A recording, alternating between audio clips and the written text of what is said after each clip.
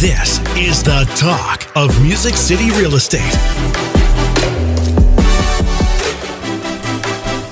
Welcome back to another episode of the Talk of Music City Real Estate, where we educate and motivate all things real estate. My name is Monte Mohr with Realty One Group Music City. Hey, and I'm Carey Ann with CMG Financial and my mortgage team. Every week we'll be posting a new episode chock full of Nashville real estate value. Yes, and you can follow along and subscribe at talkmusiccity.com. Got a question for us? Ask away at questions@talkmusiccity.com. Monty. Carey Ann, good to see your smiling face. So good to see you. Look at us wearing our black today. Amazing world we have right now to sell real estate and to finance that real estate. I know, in the 7,000 degrees too. The summer, the heat of the summer. And We're enjoying the holidays with our family and friends and navigating these interest rates still and embracing the soon-to-be changes here next month. You know, I've always enjoyed working with you as a mortgage professional. You've never even, mentioned interest rates until recently, and now you've kind of joined everybody else saying, what the hell's going on here? Well, I giggle because all of a sudden we wake up in the middle of the year, like half a year's gone by, and I was texting a girlfriend the other day, and I was like, I think it's going by so fast because I keep waiting, like for the rates to dip, waiting for the rates to dip. But good news, they have moved lower. And we were just talking offline that, the best strategy is still creating comfort and affordability by using all the tools that are available out there, whether that's buy downs or ARMs and different things, and then focusing on refinancing tomorrow because prices of homes though are looking really strong. Yeah, I mean, that's even hard to gauge sometimes. As when I say strong, as in they're dropping. In buyers are getting possibly some good deals right now. Well, the people who were trying to get seller concessions a year and a half, 2 years ago, now are in rocking and rolling because now the sellers are saying, okay, well. And the hardest part of this, I'm just talking to one of our agents this afternoon, one of the people just on board with us today, and he's had a listing for a while, and I said, look, here's a reality that you have to be willing to embrace about our industry. You cannot, because he's been trying for a year to sell this house, or multiple houses. That's part of the reason why he's hung in there, because there's been multiple properties. I said, you cannot want it more than your client wants it, and that's what he's doing. He's wanting it more, and I said you got to look at it this way as well. Let's imagine. I don't want to get the wrong connotation that you're driving a short bus, but you have a specific number of people that you can service well. Right now, he's taken up way too much room on your bus. He's keeping you. He's given because he's high maintenance on top of asking way too much for his properties. He's giving the person, this agent, the feeling that he's being productive when he's just being busy. I said this may be not a great analogy, but let's imagine you're decided to head home from here, and I've got a Stairmaster over there, and I'm said, well, that's a quick way to get home, and you get on there and just start going. Well, it feels like you're getting you're moving, heading in the right direction, but you're standing still, and that's what you're wasting time with this person. Sometimes you just have to invite them to, hey, either you're serious, I cannot want it more than you do. I'm not a miracle worker. And I want to throw out one more thing, guys. It took me decades to understand. Some of you heard me say this, MQCA. This is what you're looking for, and this is what I believe I'm attracting into our life. I started saying this probably, I don't know, at least 40 years ago, Carey Ann, that I attract. I would say this on the way out of the office every day. Thank you, Lord. Thank you that I'm attracting to myself motivated, qualified, coachable, and appreciative buyers and sellers today. And of course, we say that now with the agents because we're looking for motivated, qualified, coachable, and appreciative. If they're missing any of those ingredients, you may want to reconsider. We want to be motivated, because if they're not motivated, it's like pushing a string up the hill. But if they're not qualified, it doesn't matter how motivated they are. It's still then And of course, coachable is probably one of the hardest, and I get that because, unfortunately, our industry has not always been at a place where people could trust. We wouldn't be dealing with this lawsuit, I sincerely believe, if it wasn't for that fact. And then the appreciation part of it, I didn't realize until recently that because I've always said, well, okay, I can live without the appreciation. I like to be appreciated. It's a beautiful thing. It feels good, but I can live without it. But then it dawned on me, you can have the motivated and qualified and coachable to get to the finish line. But if you don't have the appreciative part, there's your future business. The whole purpose of all this service is to see the referrals come in and to see the longevity of that relationship come in. And if the A is missing, then it's a one-time deal. And I really don't like transactional business. I like relationship. Yeah, they always say, satisfied customers will bankrupt your business, right? If they're just satisfied, right? They're not, that future raving fans gain is not going to be there. I think the coachable piece is so true. I think so many of you guys are up against, hard decisions. It's really hard to have those, not decisions, conversations, right? It's really hard to have those conversations. Do you find that using the DISC test, kind of your training on that, knowing who you are, knowing who your client is on the upfront, kind of picking up on those cues early, helps with that? Absolutely critical. If you don't know or you don't have a gift, I didn't know anything about the different personality tests, obviously, for the first half of my career, but I knew I had an innate sense. I called it being a chameleon at that time. Right. Just moving to whatever.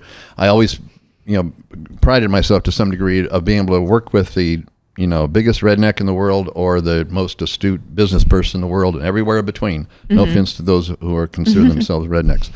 But I'm just saying I just want to flow with that personality type, because I had an innate sense that people were going to trust me quicker if I could get on their plane, wherever that plane is at, as far as communication and learning to treat them like they want to be treated, not like I want to be treated necessarily.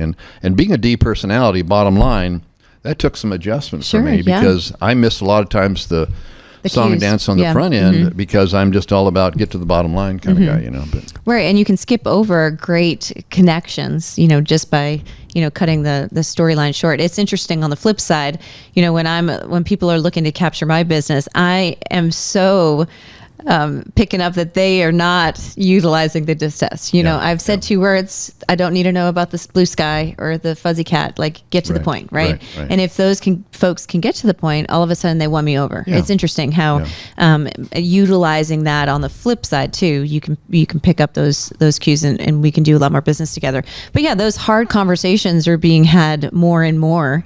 And I'm probably allowing so many of the real estate agents out there to be more confident within their skin. Their shoulders are back a little bit more. I was on a call today with a builder, and I know for a fact, just by that conversation or that conference call, that there's going to be some hard conversations on both sides of the spectrum. The builder's expecting sales. The agent is referencing that they're doing everything in their power to capture sales, right? And how does one continue to say the market is what it is, right? They've already dropped the prices, 50,000. We've tried low interest rates. Is it the product? Those hard conversations have to be had, and or we also have to appreciate the fact that it is the time of the year, right? And the rates for that certain price point may, have the client stay or go, or turn their head or not, and or location, is key. So hard conversations and knowing you have coachable clients is important. Coachable agents as well. Really believe that. But I think there's so much more than interest rate. I feel bad about the struggle everybody's got on the focus of the interest rate, because that's real. That's absolutely real. Either you can afford something or you can't afford it. But there's so much more to that. Prices jumped up way too fast. They weren't real. People are making plans with imagined equity. Their home I thought, was worth $1 million because the neighbor sold for $1 million 2 years ago. Sure. Why isn't there worth $1 million now? So they start making plans with what I call imagined equity, which we're all guilty of. I've done it before as well. But now they think that they're reducing their price when they're really truly still just trying to find out where the market really was supposed to be, but it went up so fast, and now it's kind of shifting down to really where what was more of a realistic increase over the years. Our home that Connie and I sold a few years ago, it went up almost double in just a few years, and that's not realistic. Mm-mm. I mean, that home wasn't worth what we sold it for. Mm-mm. I'm grateful that I felt the need to move. This wasn't going to last forever, and got sold it. But anyhow, it's an interesting time, and but here's what I want to encourage everybody.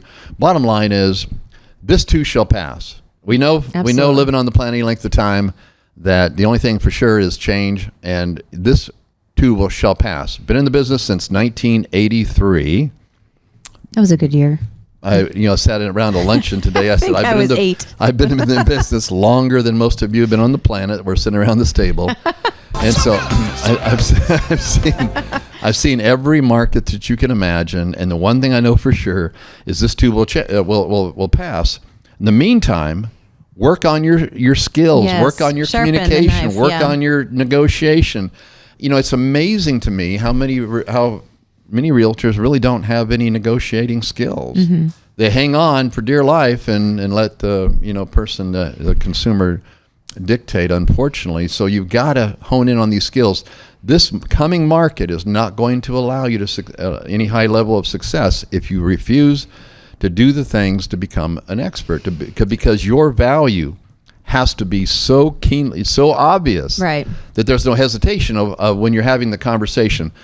One of the things that I love about TJ Ojohoman, when he did a class a few months ago, he made his value so apparent that the conversation about the compensation was a no-brainer. Mm-hmm. But if you're not knowing what end is up and you can't answer the basic questions and so forth, you're gonna have an interesting time trying to prove to the buyer or seller that you're worth anything. But if you have studied your craft, if you have worked from a place of contribution, not of survival, if you work from a place of love and not fear of the next opportunity, people can sense that.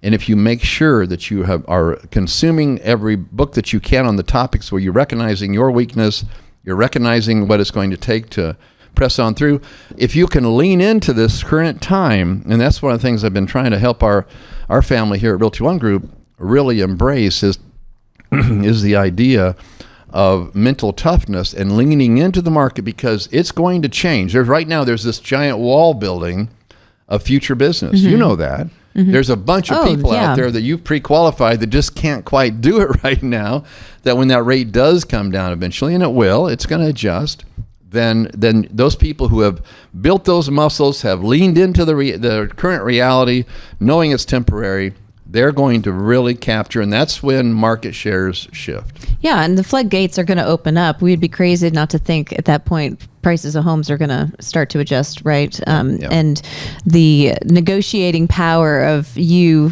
being real estate agent one needs to be shining as bright as possible, right? Because we're going to be right back to possibly probably a mini version of, after COVID, mm-hmm. but we are setting ourselves up for that. Mm-hmm. I mean, like you said, I don't talk about interest rates a lot because I'm still moving in a forward direction. However, I do, hang on to all these great deserving buyers that are just not comfortable yet, right? Mm-hmm. They need this, mm-hmm. they need 3 bedrooms and 2 baths type of thing. And the area for their, kids' school is here. And, that payment is just, our conversations are changing budgets right now. Mm-hmm. Like we're talking about that and mm-hmm. shifting dollars. Instead of putting mm-hmm. this much money down, let's put that towards your debts and lessen your cash flow mm-hmm. Or going out every month so you have more money for, for house payments and things like that. So that conversation has been higher than ever, in all the conversations I've had over all these years. So, by the way, on the topic, I'm sorry for interrupting you, but again, at this age, if something passes by, I got to grab it. Just grab it. I want to thank you for getting us involved in the all-in-one product. We're just about to pay our house off in the one we have in Florida. Yeah, and I don't think we could have done that had we not had our checking account and other things working in our favor of that, and having access to funds where we're still looking for investment opportunities. And so I know we can now write a check. And I mean, I just know that we would have let that was left on that 30-year mortgage keep on limping along there. But when you have that benefit of that interest you're not getting in the checking account working for you by reducing your principal balance, it's saving you so much money in interest, plus giving you access, to your equity for a full 30 years. I think that's a huge win. And mm-hmm. we're starting to see and serve many more of the real estate agents and moving them into this platform, which focuses on principal before interest. So I'm grateful to hear the success that you've had. And I know in 71 years, I've never had a home paid off. Look at you. I mean, it wasn't a big deal. My youngest son, I used to kind of get on his case because he got a hold of Dave Ramsey's information about, 7 or 8 years ago.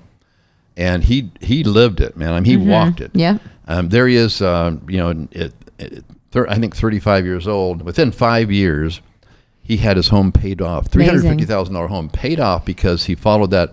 And he started, giving me grief. He said, "But Dad, when you're going to pay your house?" I don't have to worry about that. It's not. It's never been a priority. Well, now I got to tell you, I'm excited about that possibility. So. Yeah, and that's a huge win. And to know that loan possibly helps folks, pay their normal 30-year fixed mortgage off if qualified, and if it all makes sense in a 7 to 9 year period. I think that's a win. Plus, you have access to your money.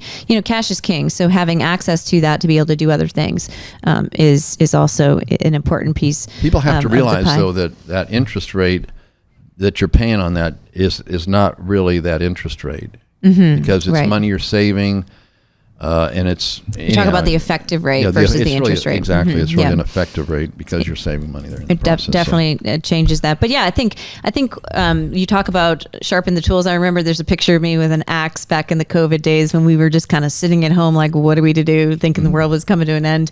And that was the perfect time to start, really dialing in on certain specific pieces of our craft, right? Like today, this whole week, our goal with my little one is every morning we're in the tennis courts, and she's just working on a certain serve.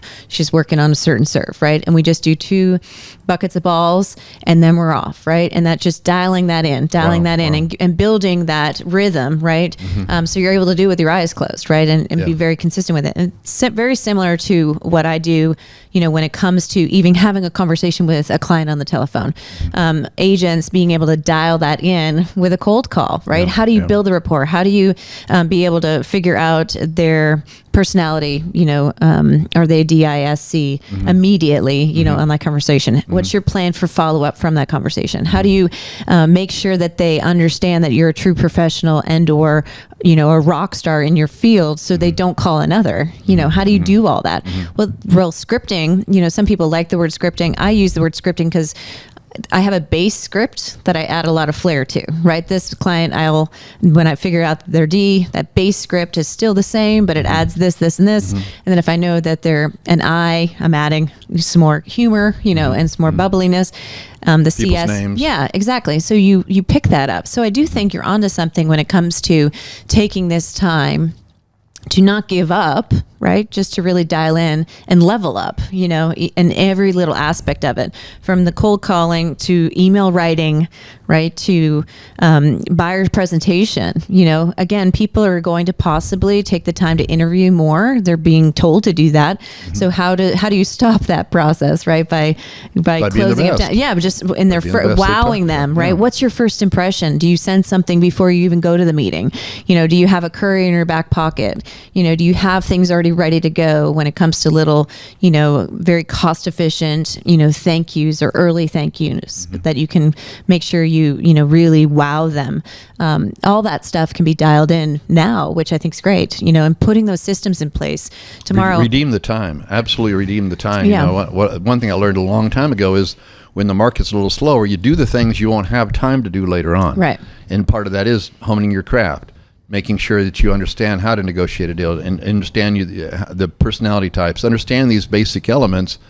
But the main thing is to redeem the time. It's not always going to be at the pace it is right now. And when you're ready, if you don't do those things now, you're going to wish you had when things do pick up, when there's no time for anything. And it's really easy when we're slow to not have a schedule. I would coach and teach that, even if you're not busy, for loan officers, even if you have 2 or 3 loans in your pipeline, the routine is still the same, right? We're still getting up at a certain time frame. We're still doing everything Monday through Friday, a certain way.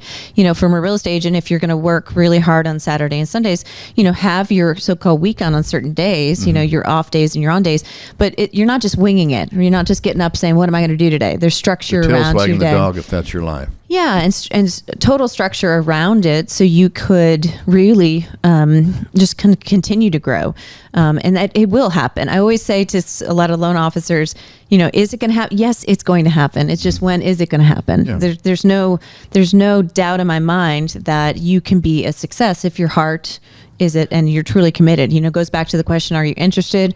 Are you committed? Do you have one toe in or the full foot in? Let's do this. And if we're going to do this, let's do it right, and really shine the brightest.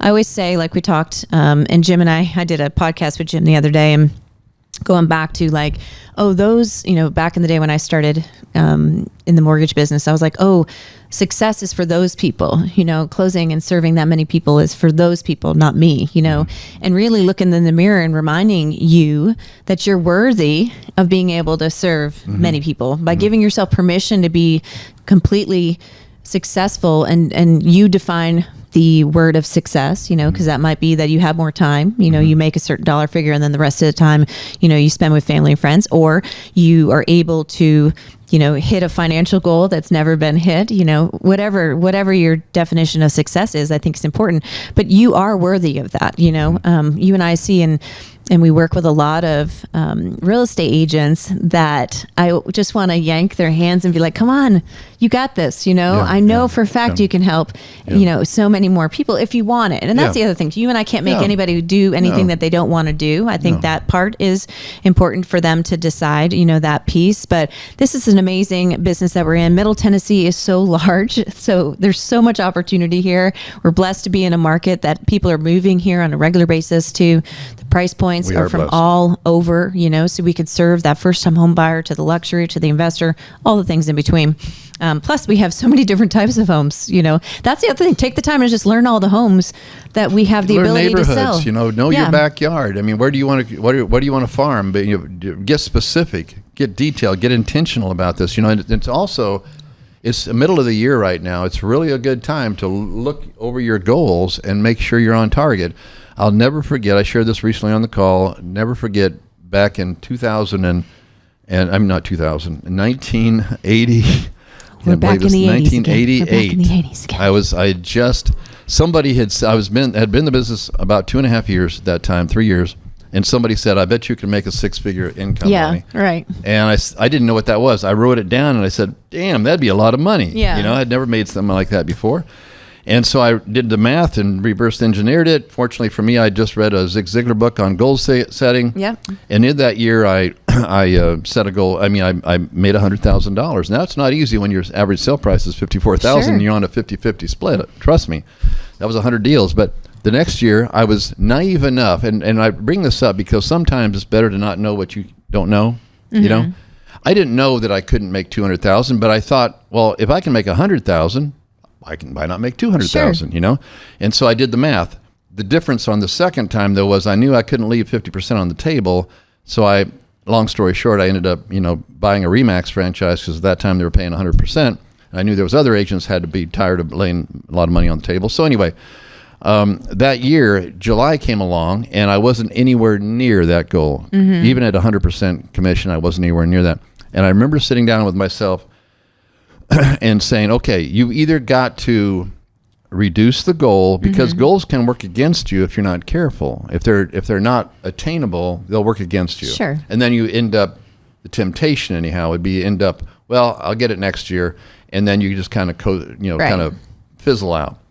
I either have to, set my goal back, or I have to make a greater commitment, increase the effort. Increase the effort. Mm-hmm. And I chose to increase the effort, and I ended up making over $200,000 that year. But it was a great reminder that let's be real with ourselves. We can't just, work with our head in the sand hoping that it happens. Let's be real, and let's make sure that goal empowers us and not cripples us. Yeah, and I think small goals, I love achieving small goals even before 9 o'clock in the morning. I think if you can do some really difficult things in the morning, it makes the really hard things in the afternoon super easy. But have your daily goals, your weekly goals, your monthly goals. I think that's that really works. The other thing is we're all gonna fail. I do on a regular basis. We're all going to have something that's just going to mentally get us off, and fall off the wagon. This is the real estate business, right? Yeah. I mean, this is just what happens. So then the goal really is how quickly can you get back in the game? How quickly can you get, your shoulders back and you're ready to rock and try again, and fail forward. I think that's the other piece of the formula that I think if we were to talk about the ones that are succeeding, in any type of industry, are those that are comfortable failing and comfortable failing forward, because they're like, that didn't work. I'm going to try something new. But I love that you were speaking about, this is mid-year. This is the time where we look back at our numbers. We see what worked, what didn't work, and they say, do more of what's working, right? So why do we sometimes sit there and we mentally strain over the things that aren't working, and we forget about the success that we are gaining with the small scenarios that are working, right? And Atomic Habits, that book, it's great. I love that book. Small tweaks on even on the things that are working can even level that up even more and help you, even go to the next level. So I love, if we break down the real estate world, and again, going back to 1980, I wasn't in the business, but 20 years ago for me, we were doing a lot of business because the price of homes, I just found an award the other day, and my average price point at that time was $125,000, right? And I remember those days. I helped serve over 130 families, right? What I'm saying is there was a lot of hard work back in the day because we wanted to achieve the final formula number, which was a certain dollar figure, right? So 2 + 2 still had to get to 4. We had to change the factors in between. So the folks that are kind of being birthed into real estate today, and over the last so many years, it was a little easier to make a couple extra dollars, right? And it was hard.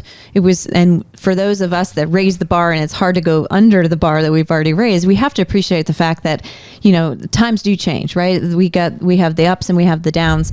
But our level of effort and motivation and commitment, should never change, I don't think. And we should just even pour into that even more if you want that, right? Not everybody wants that, but if that's your choice. But being able to help a lot of families in real estate, I think is a win. And when the market does continue to shift, some people are having their best years this year, which I think is amazing. We've got some agents that I can't believe what they're selling 4, 5, 6 homes a month. It's just amazing. I just got the top 20 today that I call everybody that's in the top and congratulate them for having a great month. And it's just, and I used to sell 10 homes a month by myself in a different era, a different time, But when I see people selling that, something's going on, and it's the same people. They're not being affected by this market. They've just made the decision that it's not going to bother me, and I would encourage everybody else to consider that because that's where the battleground is right there between our ears. Well, you think about who's buying, who's selling. Do your homework, right? Do your research.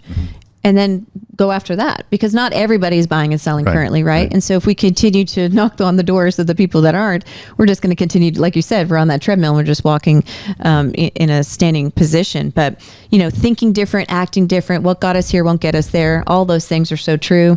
And we're going to continue to rise. And 2024 will go in the books as a year. As an interesting year. As a year, we'll leave as everybody. A year that's gonna, we'll leave everybody with adding their own adjectives to what that year looked like, for them.